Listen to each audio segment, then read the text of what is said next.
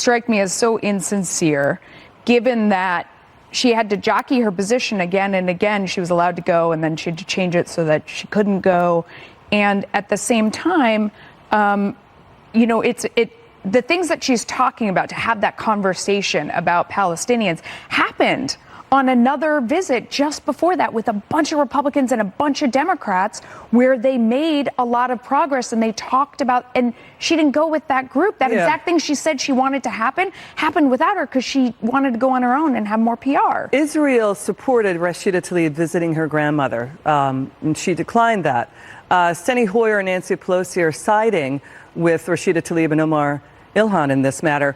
I would say this: let them in, and have their say, but also challenge them. Why aren't you standing up for the terrorists who support the slaughter of women, the beheading of women, the Muslim leaders in the surrounding Middle Eastern countries who favor, in their laws, their Sharia laws, the attacks on women, the torture of women, the torture of gays, the torture of children, the torture of teenagers, the beheading of children and teenagers, the crucifixion of individuals, the torching of gay people? I don't hear that from them.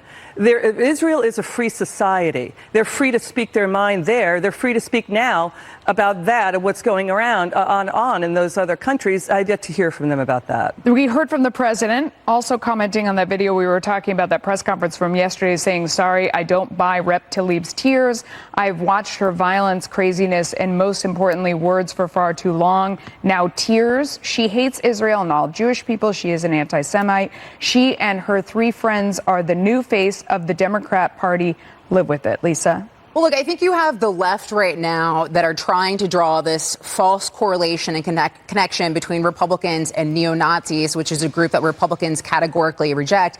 And here Democrats are standing behind 2 members of Congress who support a movement, the boycott, divestment, and sanctions movement, which Nancy Pelosi has called bigoted and dangerous, and Jerry Nadler has said seeks the elimination of Israel. So I don't think that's a good look for Democrats right now to be standing behind these members. And you're correct in the assertion that Democrats did reject this movement in the House 398 to 17, but they are standing behind these 2 members that are the faces of the movement. And that's dangerous for Democrats. And you talk about polling. We've also seen polling that members like Representative Omar have become a distinctive face to Democrats among key critical swing voters, and they don't like her. Right. I think this is actually shameful for Israel.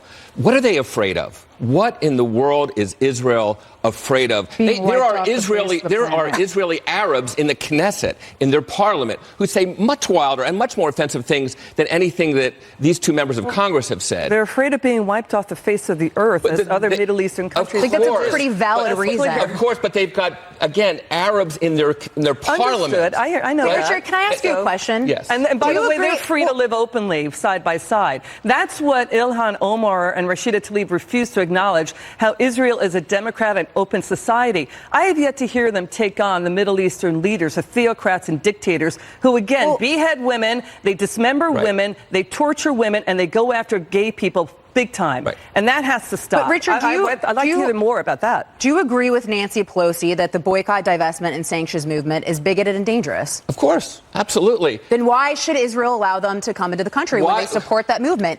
Also when it's against Israeli law. What ally do we give billions of dollars to where they basically say to members of Congress, stay out? They didn't. They were allowed to come ultimately, with certain restrictions that, again, the answer to bad speech in the United States under the First Amendment is more speech.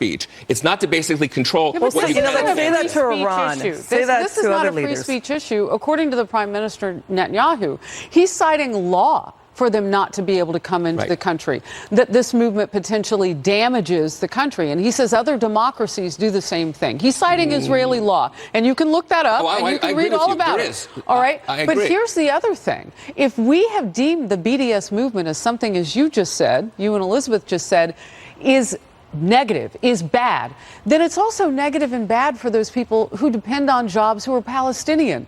So what I don't understand is the women's allegiance to this. They're either ununderstanding or feigning of not understanding why they can't enter the country while they stick with this movement. And for Democrats, how do they distance themselves from these two women without saying what you believe in is wrong? Well, again, they're doing it so because I haven't heard your party stand up and do that. Even the condemnation of anti-Semitic comments on the floor of the House didn't name the woman who said it. Right. So let's let's separate anti-Israel from anti-Semitic. Donald Trump said profoundly anti-Semitic things when he spoke to Jews in 2015, and he said, "You're not going to support me because you don't want my money."